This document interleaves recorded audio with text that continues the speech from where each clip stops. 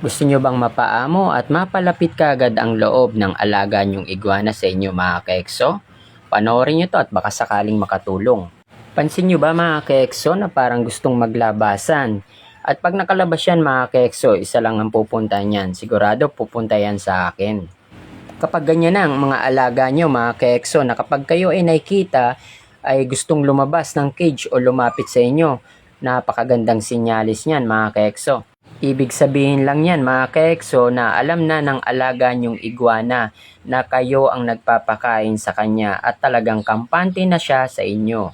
Yung tipong naglilinis ka pa lang ng kulungan nila, nagpapaligo ka, ay talagang nakaabang na at gusto nang manghingi ng pagkain. Makikita nyo naman yan sa galaw nila. Ito nga pala yung isa sa mga paraan kung paano nyo mapaamo at makuha ang loob agad ng mga alaga nyong iguana. Sanayin nyo ang mga alaga nyong iguana mga kaekso kapag kayo'y maghahanda pa lang ng pagkain, dapat nakikita kayo. Kaya ang ginagawa ko mga kaekso, kapag naghahanda akong pagkain, may lamesa akong nasa harapan ng kulungan nila na talagang nakikita nila ako lahat.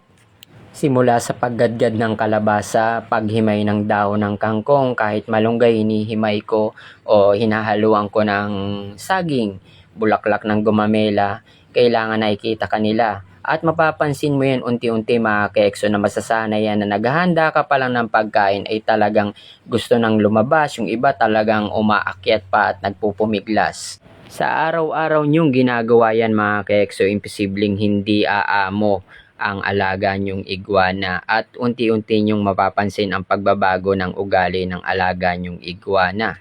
Ito pa isa mga kaekso, base lang sa aking sariling karanasan. Pag nagbibigay tayo ng pagkain at na-overfeed natin ang alaga nating iguana o kahit anong hayop, tingnan nyo kinabukasan, kahit tanghali o hapon, halos di iniintinding binibigay nating pagkain. Kaya siguraduhin nyo ang pinapakain nyo sa mga alaga nyong iguana araw-araw ay yung sakto lang na kayang ubusin nila. Hindi yung sobrang busog, hindi yung sobrang gutom, yung sakto lang.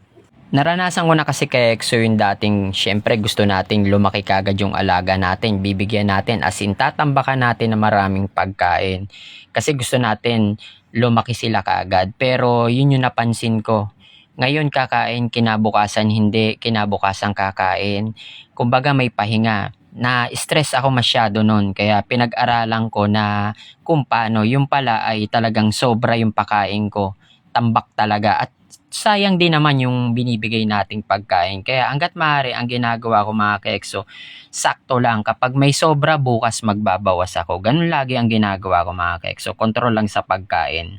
Yun lang mga kaekso. Sana nakatulong yung konting kaalaman na ibinahagi ko sa inyo. Good vibes lang tayo palagi. Ingat kayo at bless up!